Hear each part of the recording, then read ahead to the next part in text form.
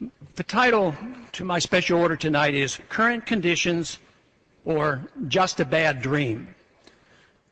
Could it all be a bad dream or a nightmare? Is it my imagination, or have we lost our minds? It's surreal. It's just not believable.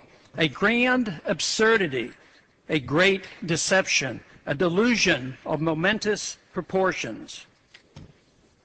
Based on preposterous notions and on ideas whose time should never have come. Simplicity, grossly distorted and complicated.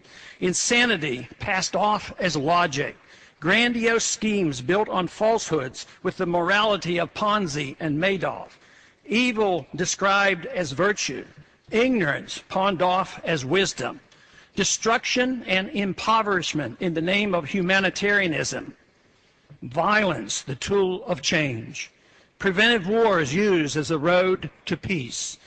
Tolerance delivered by government guns. Reactionary views in the guise of progress. An empire replacing the republic. Slavery sold as liberty. Excellence and virtue traded for mediocrity. Socialism to save capitalism. A government out of control. Unrestrained by the Constitution, the rule of law, or morality. Bickering over petty politics as into chaos. The philosophy that destroys us is not even defined. We have broken from reality, a psychotic nation.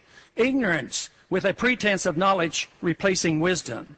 Money does not grow on trees, nor does prosperity come from a government printing press or escalating deficits. We're now in the midst of unlimited spending of the people's money, exorbitant taxation, deficits of trillions of dollars spent on a failed welfare warfare system, an epidemic of cronyism, unlimited supplies of paper money equated with wealth, a central bank that deliberately destroys the value of the currency in secrecy, without restraint, without nary a whimper. Yet, cheered on by the pseudo-capitalists of Wall Street, the military-industrial complex, and Detroit. We police our world empire with troops on 700 bases and in 130 countries around the world. A dangerous war now spreads throughout the Middle East and Central Asia. Thousands of innocent people being killed as we become known as the torturers of the 21st century. We assume that by keeping the already known torture pictures from the public's eye, we will be remembered only as a generous and good people.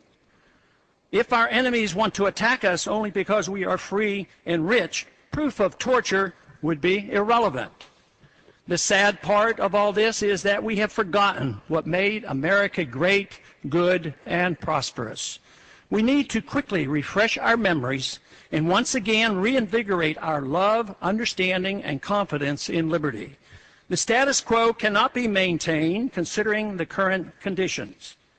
Violence and lost liberty will result without some revolutionary thinking.